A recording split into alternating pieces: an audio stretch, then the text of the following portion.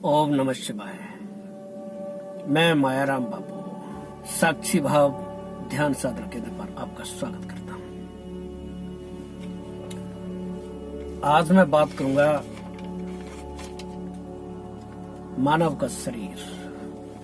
कहते हैं कि मानव का शरीर बहुत दुर्लभ होता है। बड़े भाग्य मानुष तन पावा, और सुर नर मुनि बहु ग्रंथन गावा। ये बड़े भाग्य मानुष तन पावा, सुर नर मुनि बहु ग्रंथन गावा। तुलसीदास जी कहते हैं कि बहुत बड़े भाग्य होते हैं तब मनुष्य का शरीर प्राप्त होता है जीव को। और ये बात सूर्य यानी देवता, नर, मानव और मुनि, वेद, शास्त्र, पुराण सब इस बात की चर्चा करते हैं, इसका बखान करते हैं कि बहुत दुर्लभ है मानव का शरीर। तो ऐसा क्या है मानव के शरीर में? व्यक्ति संसार में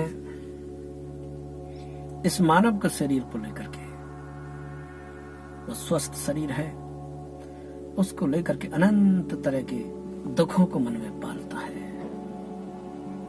अनंत तरह के नेगेटिव सोच को लेकर के हमेशा कष्ट में ही जीता है।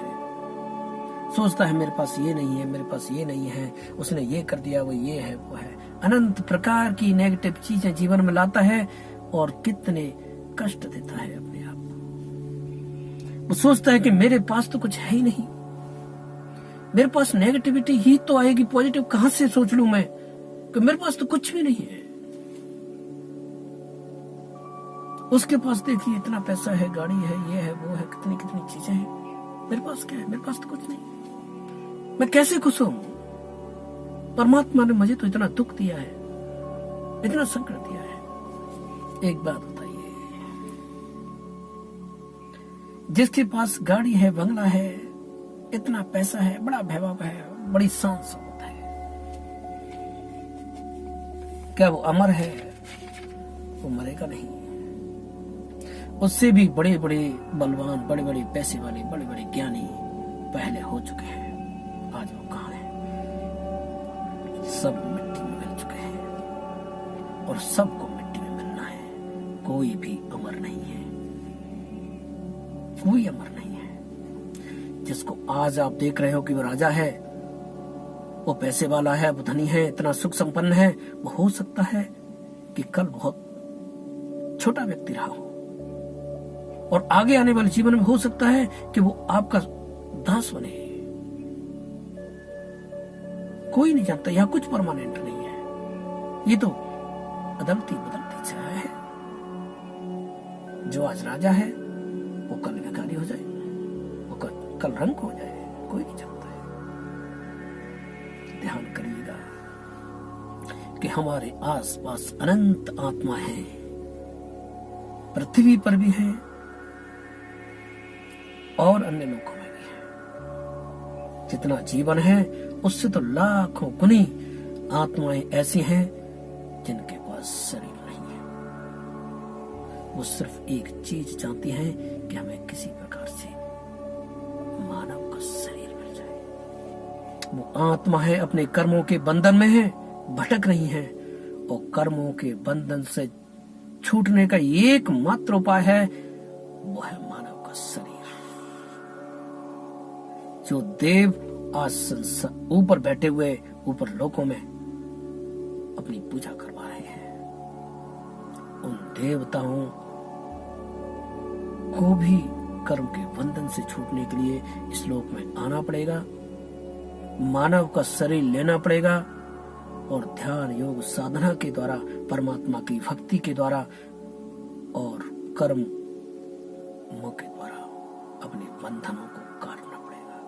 और जब तक वो जीव ऐसा नहीं करेगा, कर्म के बंधन से छूटने का दूसरा कोई उपाय नहीं है। ध्यान रखना। तो सबसे दुर्लभ है मानव का शरीर। अनंत आत्माएं हैं, करोड़ों करोड़ आत्माएं हैं जो भटक रही हैं। उस मानव के शरीर के लिए वही मानव का शरीर आज आपके पास है। यह एक बहुत बड़ी उपलब्धि, बहुत बड़ा धन आपके पास है, बहुत बड़ी चीज आपके पास है जो परमात्मा ने आपको दी हुई है।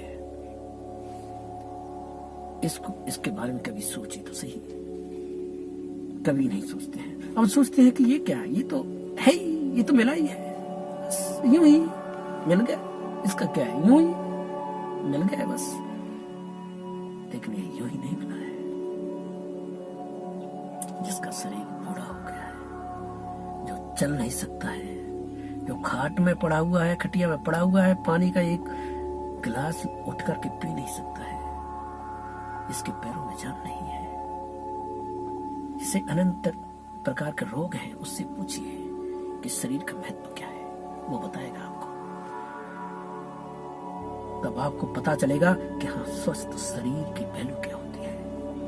एक बीमार व्यक्ति के लिए एक स्वस्थ शरीर से और बढ़ के कुछ नहीं है, क्योंकि संसार की सारी चीजें उसके लिए व्यर्थ है, किसी भी अर्थ की नहीं है सारा संसार, अगर उसके पास स्वस्थ शरीर नहीं है तो। और वही शरीर आज आपके पास है।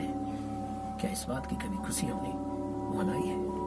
इस बात को लेकर के कभी परमात्मा का धन्यवाद किया है कि हे प्रभु, हे परमात्मा, तेरा लाख लाख शुक्रिया है, तेरा लाख लाख धन्यवाद है कि इतना स्वस्थ शरीर तूने आज मुझे दिया हुआ है। और इसको लेकर के हम कभी झूमे हैं, कभी नाचे हैं, कभी गाया है और खुशी से पागल हो गए हैं। ऐसा करिए, क्योंकि वास्तव में आपके पास बहुत बड़ी दौलत, बहुत बड़ी संपत्ति है, ये स्वस्थ शरीर। परमात्मा के प्रति कृतज्ञता का भाव लाइए, धन्यवाद का भाव लाइए उसके प्रति, उसको धन्यवाद दीजिए कि परमात्मा तेरा शुक्र है, तेरा लाख लाख शुक्र है। अब शरीर जो दुर्लभ था वो तो मिल गया, लेकिन जिन कारणों से शरीर दुर्लभ है वो है जिसके लिए देवता भी तरसते हैं कि किसी प्रकार से हमें एक बार मानव का शरीर मिल जाए तो हम वो कर्म करें कि जिससे हम कर्मों के बंधन से मुक्त हो सके। क्या प्रत्येक मानव वो कर रहा है? नहीं, कोई नहीं कर रहा है। इस तरफ किसी का ध्यान नहीं है। वो सोचता है कि परमात्मा ने जीवन दिया है तो मौज मस्ती करिए, जो आए सो करिए और जो परे वो खाइए, मस्ती कीजिए एक बार। वो तो अपने कर्मों की गठरी को और ज्यादा बढ़ा रहा है। इससे तो अच्छा उसको जीवन नहीं मिलता तो था, क्योंकि वो तो अपने पापों को और बढ़ा रहा है, अनंत गुनाह कर रहा है। उसने तो अपने मानव के शरीर को अभिश्राप में बदल दिया, श्रापित कर दिया। अब दूसरी चीज कौन सी दुर्लभ है? वो होगी तो आपके शरीर का सार निकल के आएगा, नहीं तो इस शरीर का मिलना और ज्यादा दुखदाई है। वो है परमात्मा की भक्ति का ज्ञान, ज्ञान कि मुझे क्या करना है, क्या नहीं करना है। अवेयरनेस। ज्ञान सबको नहीं होता है, कोई बुराई की बात नहीं है। ज्ञान न होना कोई बुराई की बात नहीं है,